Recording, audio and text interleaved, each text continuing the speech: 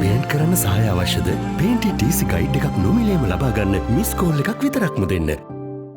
The 50th anniversary of the Bandaranaike Memorial International Conference Hall was held in Colombo yesterday under the patronage of President Ranil Wickremesinghe. We find America and China are both trying to determine their role in the world. US to defend its role and China as a major power trying to define its role in Asia and in the world. So it is this situation which is now highlighting tension in our region. And we again have to look at what is our foreign policy, where do we stand and what do we do. The continuing tension in Asia has been further heightened as a result of the Ukraine war. We had nothing to do with the Ukraine war. It is taking place in another part of the world. But nevertheless, that tension has come into our part of the world, where we are now being asked to choose sides. As far as Asia is concerned, we never had a divided continent. After World War II, Europe was divided between the East and the West. Again, after the Ukrainian war, Europe is divided. We have to realize and rethink our positions in this matter. And in that, I find a lot of precedent in going back to the non-aligned movement and the Bandung Conference. We should now uphold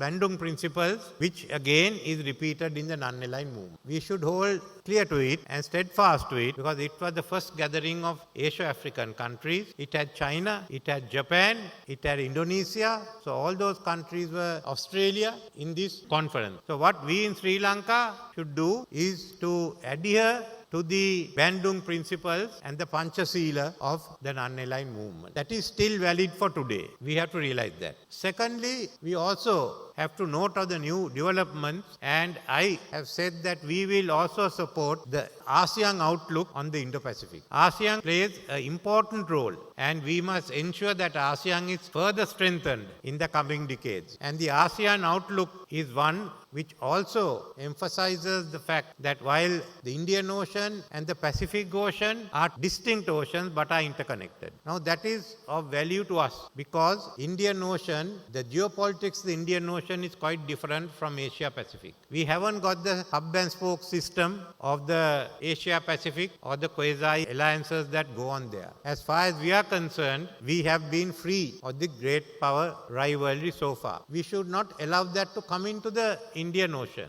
So we have first the Bandung principles and the Panchasila. Secondly, the ASEAN outlook, especially the distinct nature of the two oceans. And therefore, when it comes to the Indian Ocean, to ensure that we are not involved in great power rivalry, we should go back to the Indian Ocean peace zone concept, that we should not have great power presence in the context of rivalry. So if you have these three principles, then Sri Lanka can certainly navigate its way through and work with all other countries in the Indo-Pacific, in the BRI, in the RCEP, to ensure that stability is maintained in the Indo-Pacific. So we should carry out the concepts of which there's bipartisan agreement to ensure that Sri Lanka stays out of and opposes any attempt to bifurcate Asia, and we go along to ensure peace and stability in our region.